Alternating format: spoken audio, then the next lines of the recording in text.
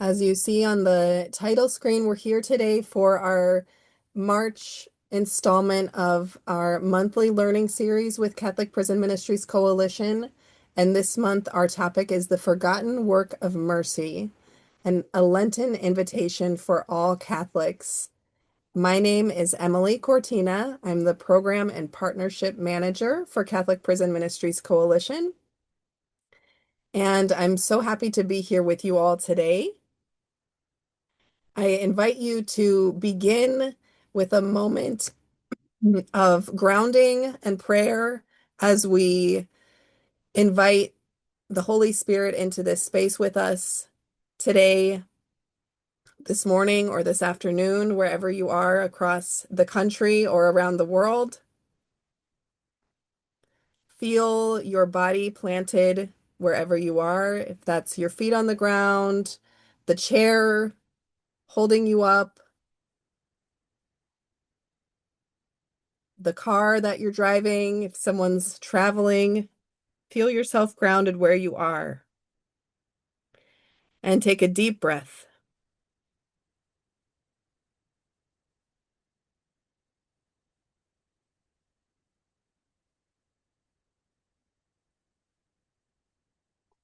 We thank God for gathering us today, driven by our calling or a nudging, perhaps, that we feel to grow closer to our brothers and sisters who are incarcerated, those who are imprisoned, those who are sitting in jail cells or being held in detention centers, or those who have recently been released,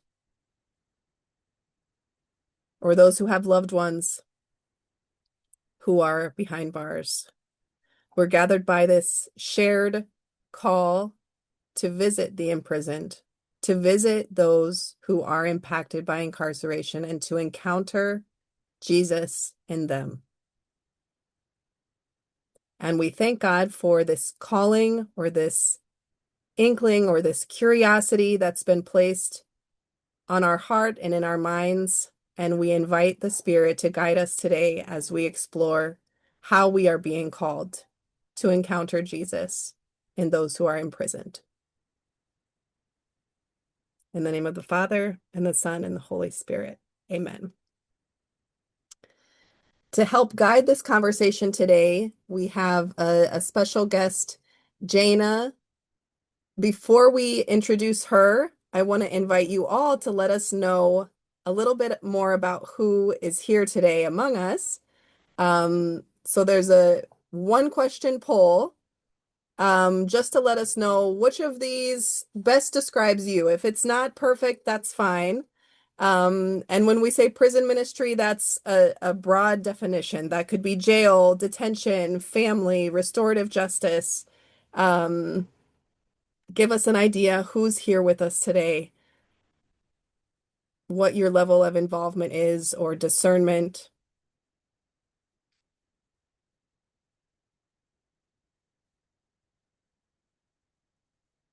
We're getting close. We've got 63%. So if you see a window that popped up in front of you, just select the choice that best describes you.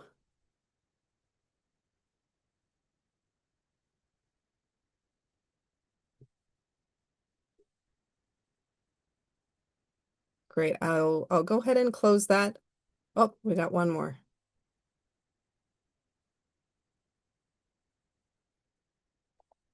I'll let you know who's here.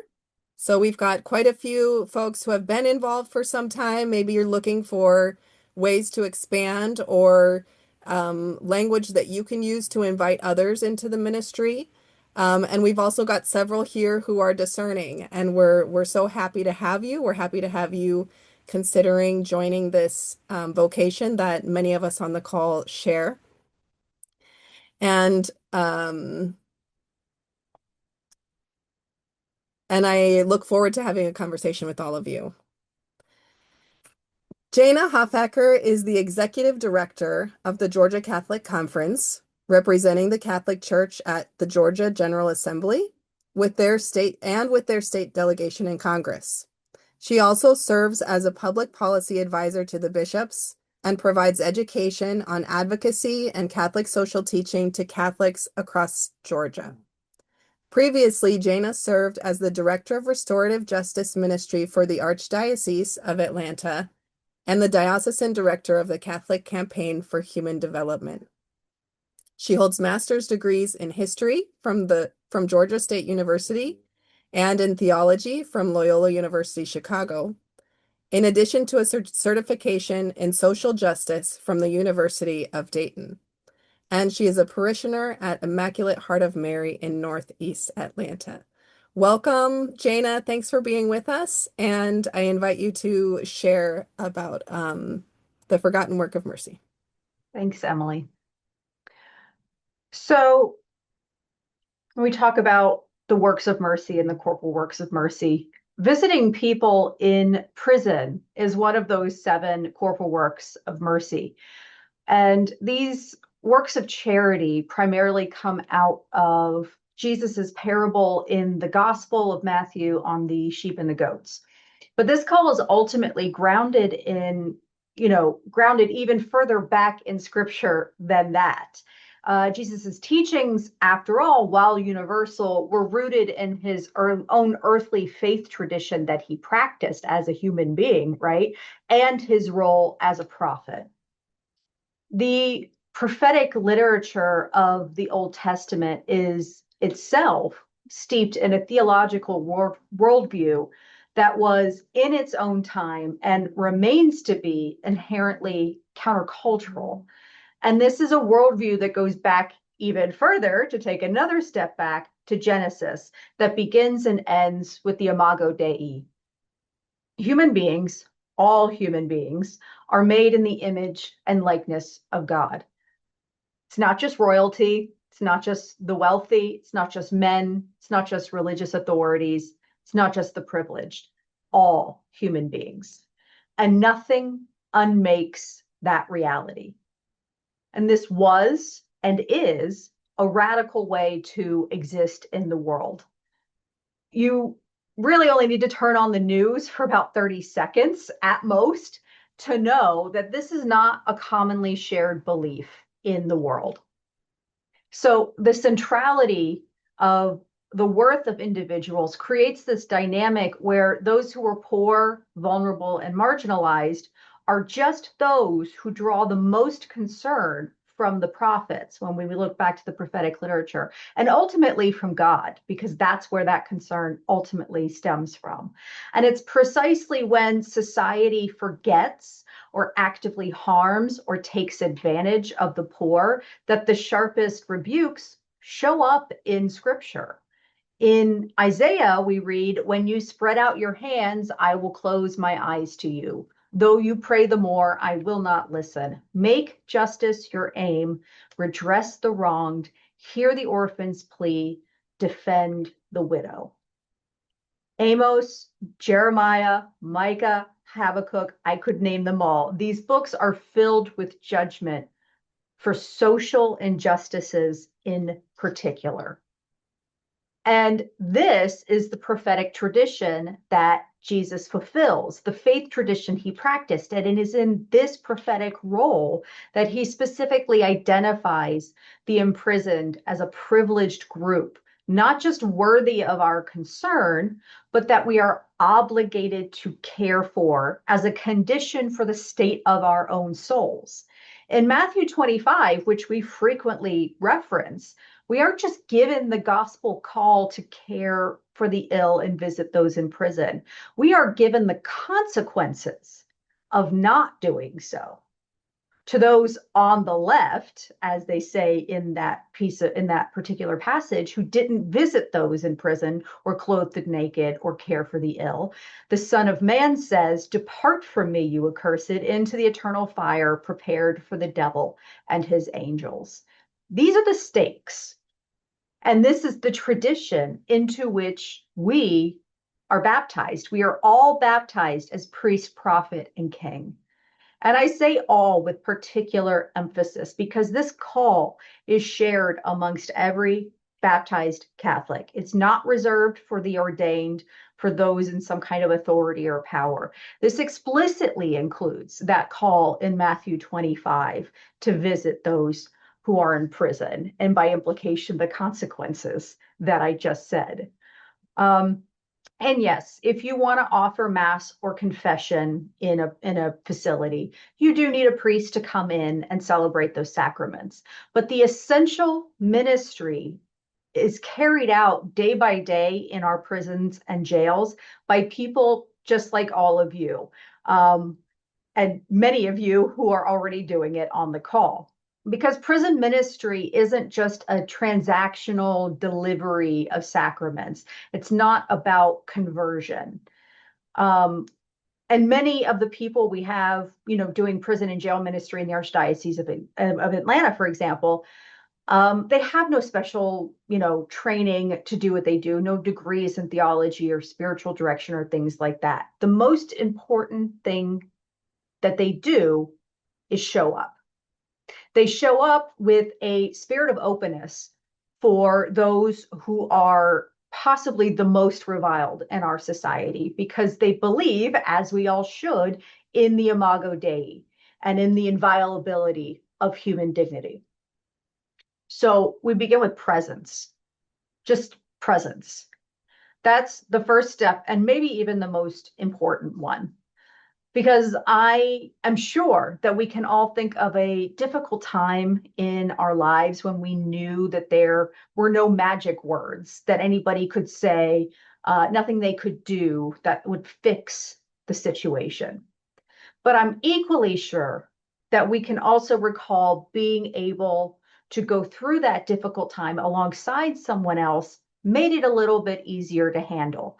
Or if you didn't have someone to go, to journey along with you, how difficult that was and how much it would have impacted your ability to do it had you had someone there just present along with you. And that's where your presence counts. Because the people who are in our prisons, jails, detention centers, wherever kind of facility they might be in, this might be the worst thing that has ever happened to them as a result of possibly the worst thing they might have done. And that's a very difficult situation to get through. They may not have family there to visit them. Their family may not want to or may not be able to visit them.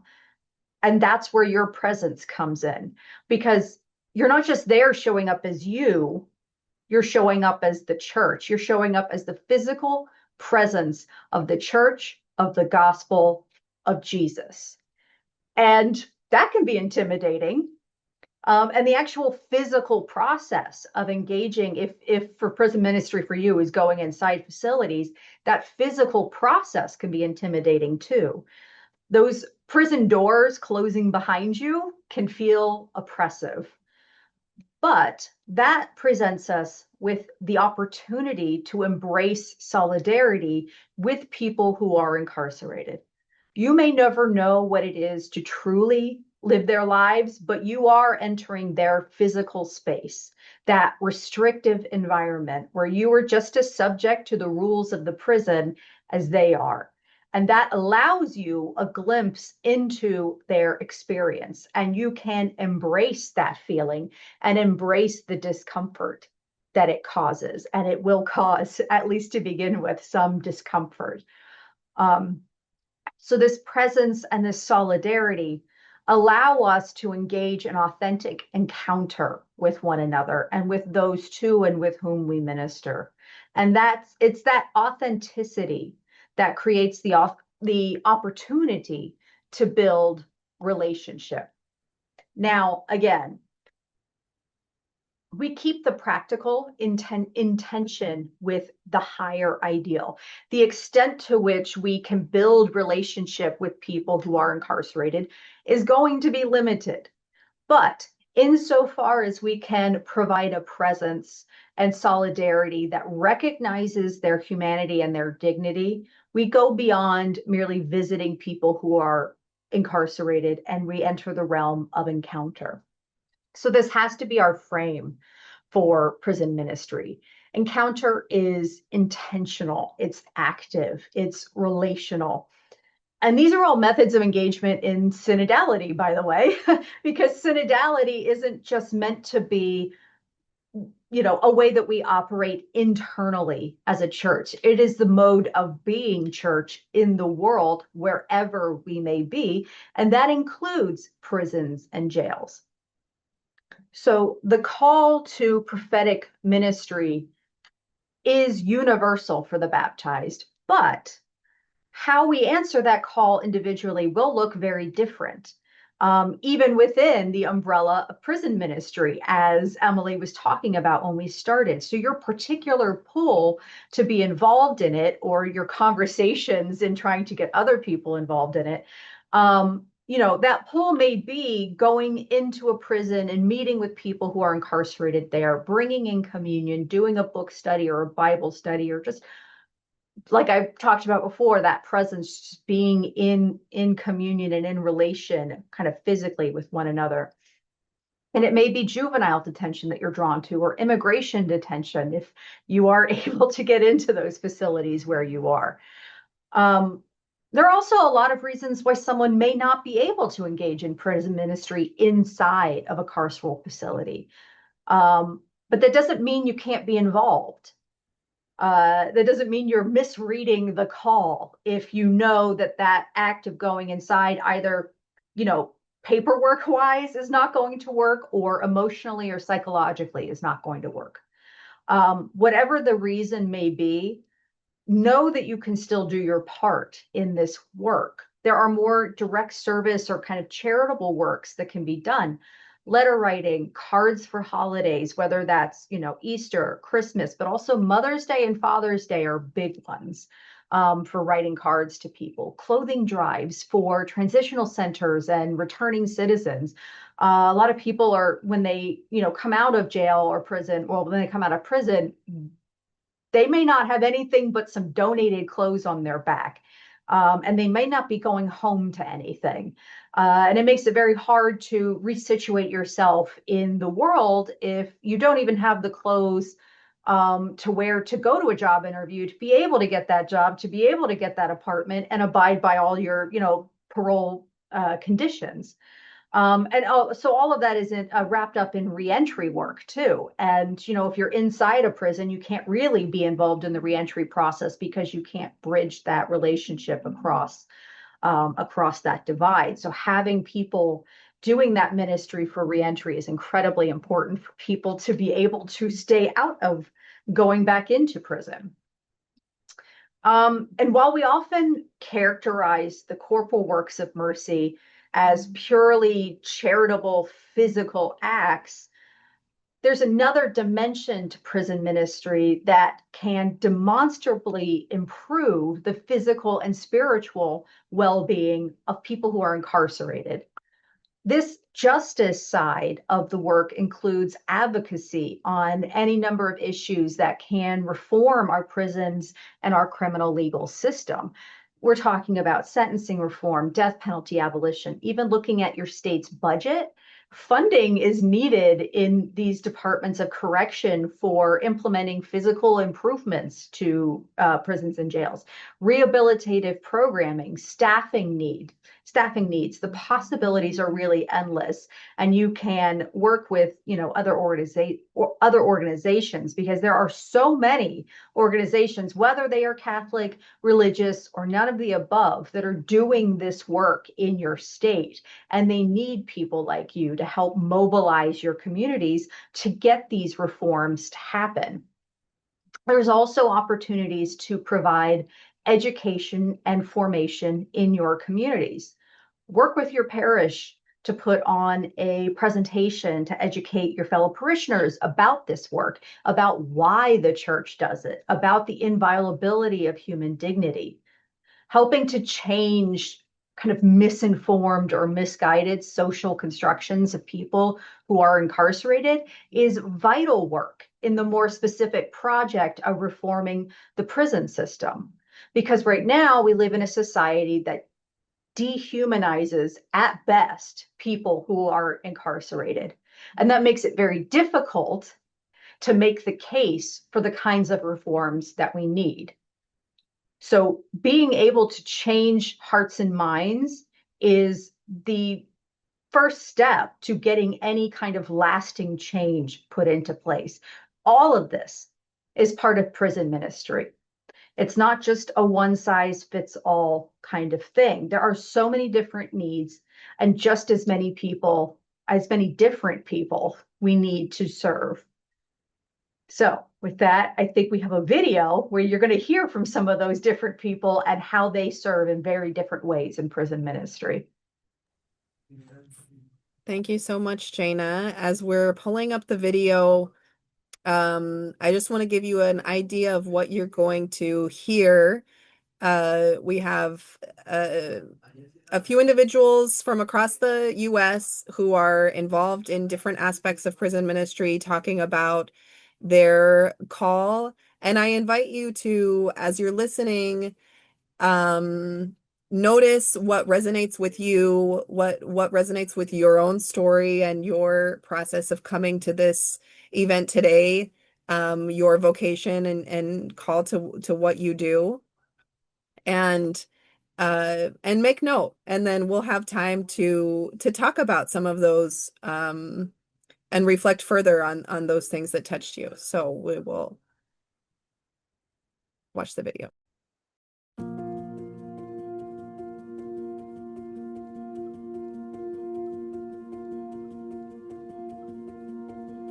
Hello, my name is John Donovan. I'm a recently retired engineer currently living in Oak Park, Illinois, which is just west of Chicago.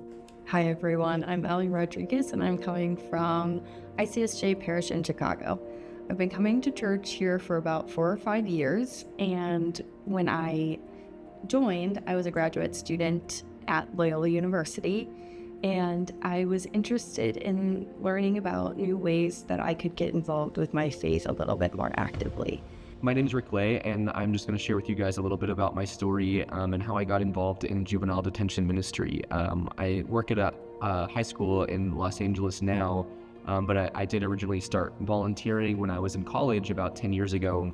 Hi, my name is Laura. I am a wife. I'm a mother, 3 young adult children, Catholic, practicing, have been my whole life. My life has changed probably quite a bit in the past 15 years when my youngest went to kindergarten, and I realized I was a little lost. Hello, my name is Luke Lapine, and I'm a Jesuit scholastic of the USA East province of the Society of Jesus. As a Jesuit scholastic, I'm a vowed religious who's in the process of studying to be ordained a Roman Catholic priest. I am currently in the period of my formation known as Regency, which is a 2 to 3 year period after philosophy studies and before theology studies, where Jesuits work full-time at an apostolate.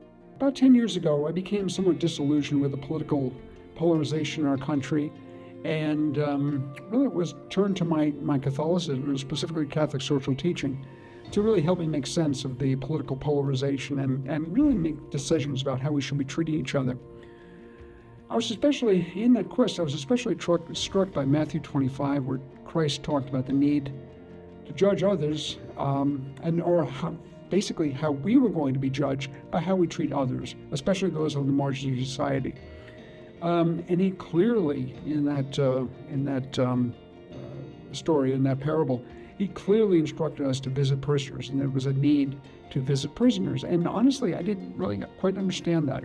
And right at that time, the church was looking to pilot a new program called One Parish, One Prisoner, and they were asking for interested parishioners to come and learn more about what the program entailed and just a little bit about their mission. And so I decided to go and learn more. I was really intrigued by the idea of prison ministry because it seems like such a daunting place to get involved. And I was really curious about how, everyday Catholics, like just ordinary Catholic at church, would be able to, make a difference or serve in that way. And so I went in really eager to learn about what you could offer at a local parish level in terms of prison ministry. I didn't know how to fix their problems or how to find them a program for when they got it, and she just sort of very casually said, they're just kids, just talk to them. And that really has been a truth that I've found over and over again, is that they do have some special circumstances and some particular needs and risks, but at the end of the day, they really are just kids. And that was the beautiful thing about our ministry, was that we weren't trying to get them to sign up on a clipboard, or we weren't trying to get them a certificate in something. They could receive their sacraments as part of our ministry, but fundamentally we were a ministry of presence. And by showing up week after week, day after day, even when they weren't doing anything special or weren't showing any dramatic changes, we were saying that you're always worth it, that you matter to us, you're worth our time and energy, and we just want to show you the care that God has for you by being here. God is always present to all of us, and we want to be that presence for you. We want to communicate God's love and reflect your own goodness back to you. At that point, I really started to grow in my faith. Joined a Bible study group at church, made some friends with some wonderful women, and through that, my relationship got much stronger, I would say, with God and with Jesus. And because of that, I began working at our church. I was involved, and I still am, in our outreach program. And through that, I was involved with Colby House, and we wrote some Christmas letters to incarcerated individuals. Some of them wrote back and said, I would like a pen pal. And so Emily had reached out and said, would you like to be a pen pal? And I prayed a little bit about it, because I had never thought about doing anything like that before, and said, yeah, I feel like God wants me to do that. As I began to spend more time working with Thrive, particularly working behind the walls of Rikers Island, I became amazed, always edified at the depth of faith that I encountered there. Eventually, I ended up volunteering at Colby House, a Catholic Prison Ministry Services organization here in Chicago. I was a little apprehensive at first about this ministry, as it's a clientele that I have no experience with, and I wasn't really sure if I'd be comfortable, frankly, in that setting, or if they would be comfortable listening to me, somebody with very little in common with them. But actually, I say that, but one of the things I have learned is we all have humanity in common with each other. So I quickly learned that that was not a problem. And so we had a little team of parishioners. We were matched with a man named Darnell. And our goal for these first 2 years was just to learn more about the prison system together through the modules, and to write Darnell and call Darnell and email him and just start to build a friendship with him. And that was all they were asking of us. And then once Darnell was to be released in about 2 years, these team of friends that he has made would then be on the outside, ready to welcome him home and willing to help him kind of navigate some of the resources that he might need on the outside. So we endeavored on this journey together. I think none of us had any clue of, just exactly what we were getting into, but it was such a wonderful surprise what was on the other side for us. Wonderful and at times heartbreaking, but overall good and transformative. And even if they left, behaving the same as when they came in, we all had such faith in that encounter and the importance of that moment where we do see ourselves for who we are, and we do encounter God's love for us. And that is really what I found over time was so compelling about the ministry, was the belief in the tremendous power of that small moment, and moreover, the way that it reflected God's care back into my life. And so, as I would think about how do I communicate God's love to these young kids who have seen such darkness, it would be revealed to me in my prayer how much God has cared for me and how much he's loved me. So Tyrellis and I became pen pals about 3 years ago. We write each other back and forth once a month, maybe. And he has been a huge blessing to me. You would think it would be the other way around, that I would be providing some sort of lifeline for him. but I have to say all of our communications back and forth have been beautiful. I sent him books to read. He sent me a beautiful book on angels. We've talked about being Catholic versus being Christian. We've talked about food and our favorite foods and what we like to do and, what kinds of things bring us joy. So the whole pen pal experience with him has been, I would say, if not as much a blessing for him, much more of a blessing for me. These were brothers and sisters of ours who, by all accounts, had nothing in this world and were very easily forgotten. Yet the prayer lives, questions, the desires to know God and to be known by God that I encountered were always amazing to me. And I think what prison ministry does is it gives those who are either incarcerated or recently released from incarceration, gives them and their families hope. And out of that hope begets a plan, a pathway, a series of steps that will help them to rebuild their lives and indirectly rebuild the lives of others. It's so powerful, it's so meaningful, and it sounds like a cliche, but I get so much more out of it than I give to them. It's so powerful. So I really, really encourage you, if you to consider prison ministry, or if you don't, just pray for them. Really pray for the prisoners and pray for those who are involved in prison ministry. It's so important. It's such quiet work that takes place kind of below the surface. It doesn't make a whole lot of waves, but so important. The love and the friendship and the insight and the, treasures that he has given to us in return has just been wonderful. And I know God has met me in a really special way through Darnell and through our friendship. So I really encourage anyone who's interested to look into prison ministry as well. It's been such a gift. Thank you guys for allowing me to share and for listening and for your interest in the ministry and for all the service that you guys do. It really is an amazing ministry to be a part of, and there are so many saintly people that I've been inspired by. So thank you guys for being part of that story. So it's definitely something anybody can do. I really would encourage you, if you're thinking about it, if you feel like somebody's inviting you to do it, pray about it, and God will show you the right path to take.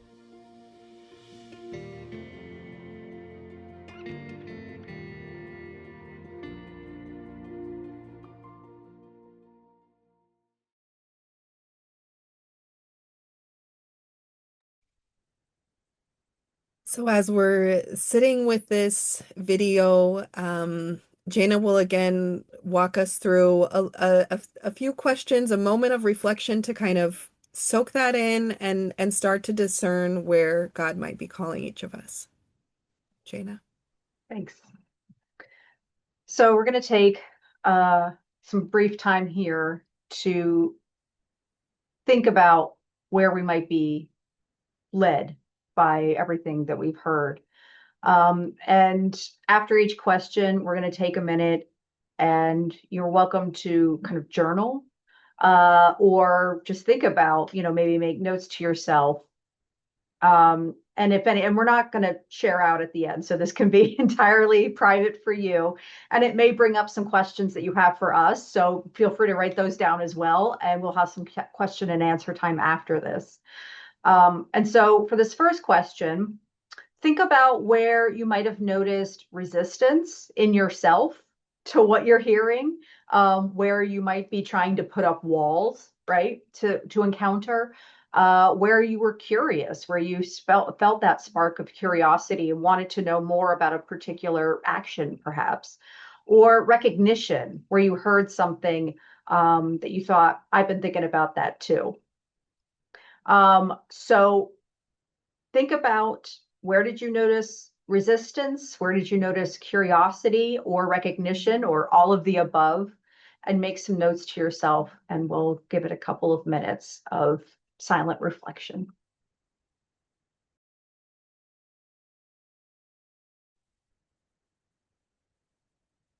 And our second question, after hearing about the possibilities for encounter in prison ministry, what kind of encounter feels possible for you right now? And perhaps for those who are already involved in this work, what kind of growth feels possible for you.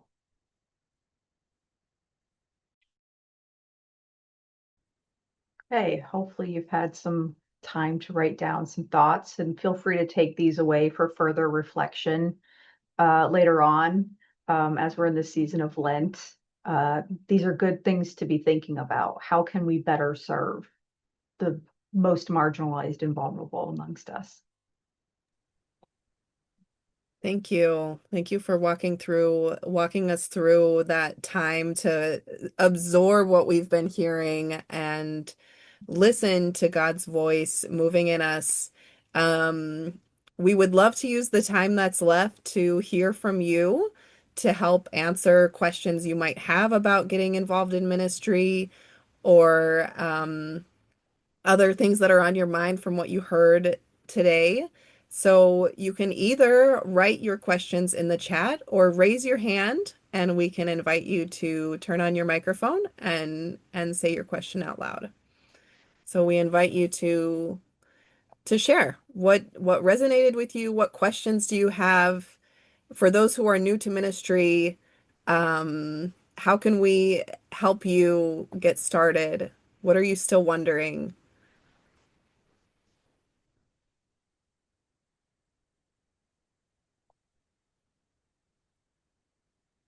We'd love to hear from you all. I know one of the things that I was really sitting with is, Jayna, the way you talked about solidarity and embracing the discomfort. Because I think, going into an incarceration facility, it is uncomfortable. And I don't know, um, if that ever goes away. It never went away for me. It's uncomfortable. Um, One thing that I do is court accompaniment as well, and court is a terribly uncomfortable place as well. So that's one thing I was struck by. We do have a couple of questions here. Jerry's wondering about visiting in the federal penitentiary. What would you do next? Well, the federal pens in each state would be run by the Bureau of Prisons, so it's different than your state Department of Corrections. It's possible that if your diocese has a prison ministry program, you'll probably want to reach out to them because they likely have a relationship with the people at the federal pen that can guide you through that process. So I would start there. Reach out to someone at the diocese. That way you can be sort of streamlined into the process of getting badged for the federal penitentiary. If there is no one, if your diocese just doesn't have a prison ministry program or any kind of social justice program or office, you need to start with reaching out to the particular prison because they'll have a way of figuring out of scheduling their training. So you'll want to go through the chaplain at that federal prison, and usually you can find that contact information. They'll usually have some kind of volunteer service coordinator, or just reaching out to the chaplain. That would be your contact if your diocese doesn't already have something in place. Thank you, Jayna.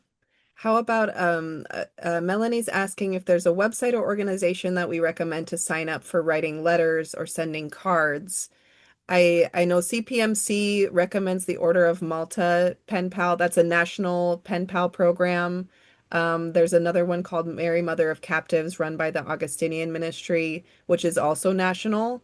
And some local ministries have their own pen pal ministries and card writing ministries. So would you add anything to that, Jayna? Yeah, those two national ones are the ones we typically recommend. And if they're, again, if there's a diocesan or even parish prison ministry that's happening, a lot of times they'll work with the chaplain or warden at the particular facility where they are, to be able to bring in cards. So like, for example, we've done it with one of the county jails. We've done cards for Christmas, and we do it for the federal prison. We've done it for the immigration detention that we go into. So some of that's done on a more person-to-person basis. So that can be, if you know of a prison ministry, you might reach out to them either in a parish or at the diocese to suggest, hey, we want to get a group together to do some card writing or letter writing. How can we go about doing that? And they can usually use their relationships to facilitate that. Yeah, and on the same topic of cards, Teresa asked a little bit more about Mother's Day cards. Do you have advice, Jayna, for writing messages of support to mothers, particularly knowing, that many mothers in jail and in prison have lost custody or they're estranged from their children?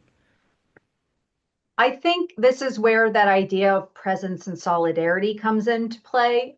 You may not know their specific circumstances when you're writing a card to them. You may just say, "We're writing Mother's Day's cards. We're going to bring them to the women's prison, and we'll give them to the ones that we know that have children." So you may not, if you're writing a card to someone, you may not even be writing it to a specific person. So I think in this sense, um, expressing solidarity with whatever they're going through, because being a mother who is incarcerated is never going to be easy, whether they lost custody or estranged or that child's just at home. What we know is that contact isn't there. So it's a difficult holiday for mothers and for fathers if you're writing to men in prison. So I think just expressing um, a desire for their well-being is a lot more than they get day to day. So it can be maybe not specific, but I think as at least expressing that recognition of their dignity, of their humanity, of their motherhood, even without specifics, can go a very long way. Thank you. I know when we would write letters in the Archdiocese of Chicago, we would, just acknowledge, just as you said, Jayna, I'm not sure what this day carries for you. I don't know what you're going through, but I want you to know that I care kind of message that really acknowledges that, the possibility of it being a painful experience. Mm-hmm. Effie asks about maybe a book club with people who are incarcerated.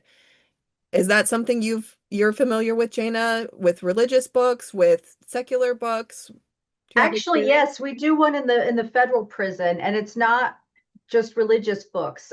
They do one on Imelda, our prison ministry coordinator for the Archdiocese of Atlanta, does one, and it's I can't remember the name of it, but it's a book concerned with forgiveness. And so you don't necessarily have to just be religious books. It could be more on the spiritual side, but having talking about restorative justice, talking about forgiveness, talking about mercy. But I think that notion of forgiveness and talking about that with people who are incarcerated is incredibly important, because part of that is the ability to forgive themselves for whatever it is that they might have done. And forgive whatever circumstances that they were in that might have led to where they are now. So I think, and just understanding that process of forgiveness is really important in that space. So you could do religious books if you wanted to, or something that's more of a kind of not self-help, but kind of a self-exploration would also be a really useful way to use time with people who are incarcerated. Adrian asks about shares just began ministry work and writing a letter to someone and yet to receive a response. Any advice? It's a little disheartening when you write a letter, send it out into the world and wait and wait and wait. Any advice, Jayna? I think you may not receive a response, and it could just be the letter got lost, or it could be that they don't know how to respond. But just because someone hasn't responded, I think don't go down the path of thinking, oh, this doesn't matter. They don't care about this. Some people may be able to receive, may not be able to receive and to give what they've received in a way that we may want them to. So that letter may be pinned up in somebody's cell somewhere, and they just don't know how to respond to you.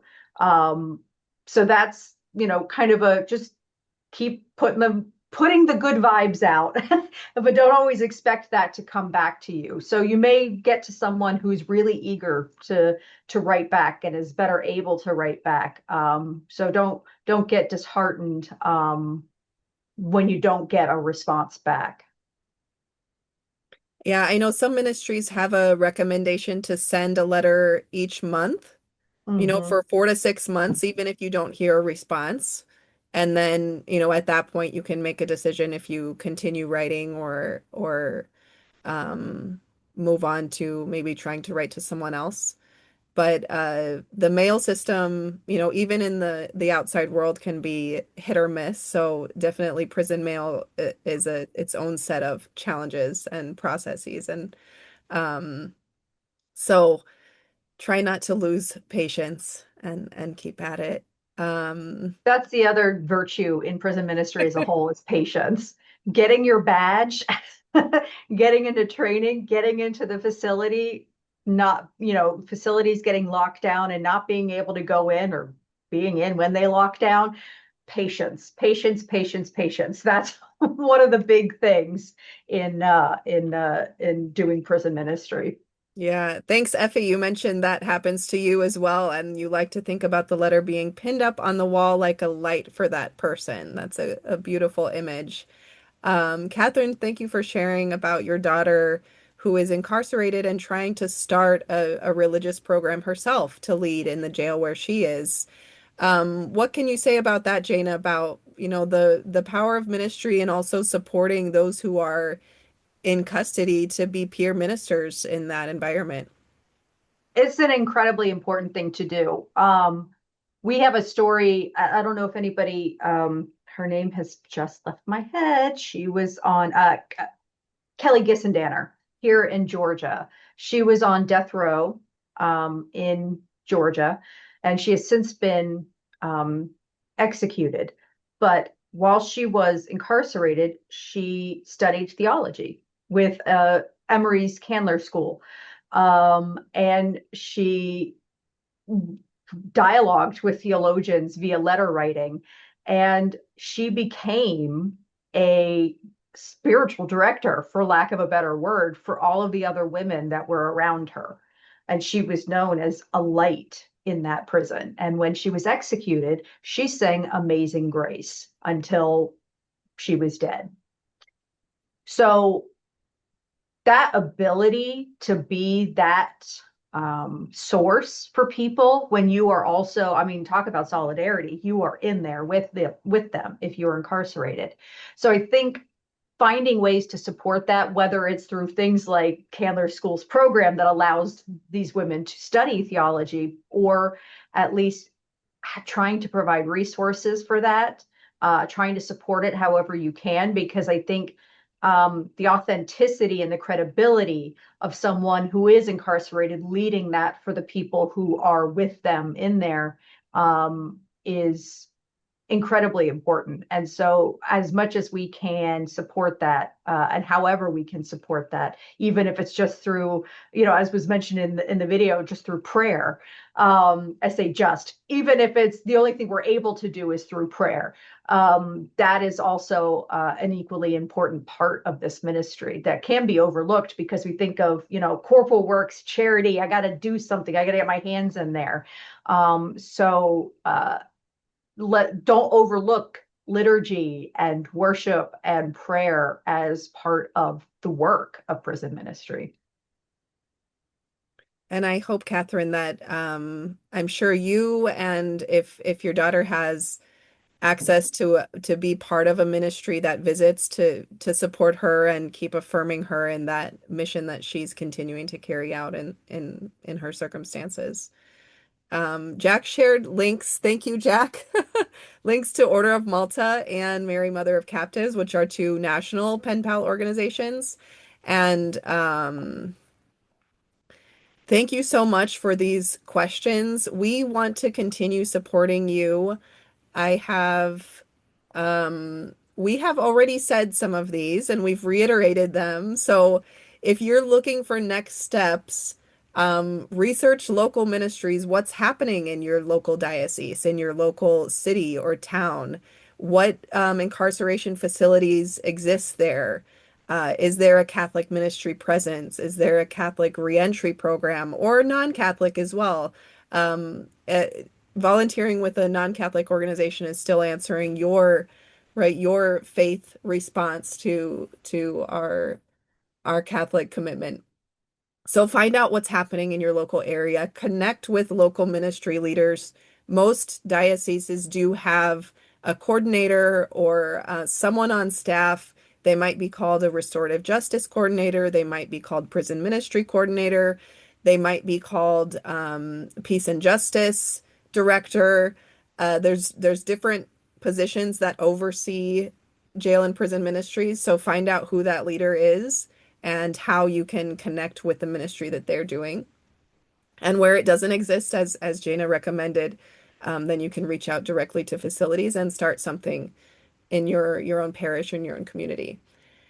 And then the last thing I want to recommend is to plug into a supportive community, whether that's the local ministry team, whether that's CPMC and the programs that we provide. It's really a ministry not meant to be carried out in isolation. It's a communal ministry. As Jayna said, which also struck me is that when we visit individuals who are in prison, we aren't just us, we're the church, right? So plug into a supportive community that affirms you and nurtures you in this vocation as well. And then the ways that we can support you, we can help you connect with local ministries if you're having trouble locating them. Send me an email, or you can also email info@catholicprisonministries.org. My email is ecortina@catholicprisonministries.org. We'll put that in the chat in a minute for you as well. And we'll help connect you to those leaders. If we don't have a contact person, we'll look for it. We'll make calls for you and we'll try to connect you and make that process easy. We're here to support your ongoing formation. So we have a foundational training for jail and prison ministers. We have these monthly learning series every month on a different topic that is relevant to ministry. We encourage you to engage in these programs and share them with your teams so that you can be supported in your ongoing formation. And we also provide community. We have community of practice gatherings to talk about challenges, share best practice, feel like you're part of a community. Remember that you're not alone. So if you're not already on our mailing list, please join our mailing list. And all of this will be in a follow-up email after the webinar as well.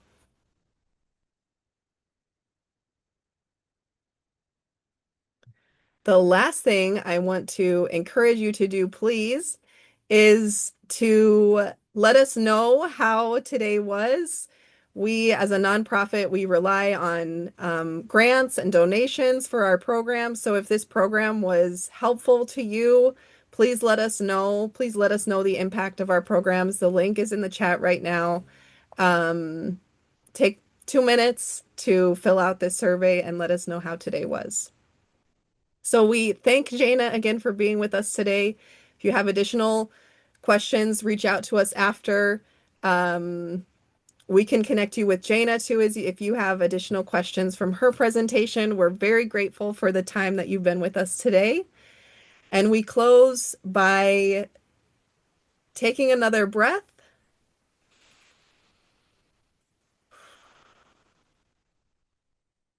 In gratitude for this time together and strengthening us for the rest of the day ahead. Thank you, everyone. Go in peace.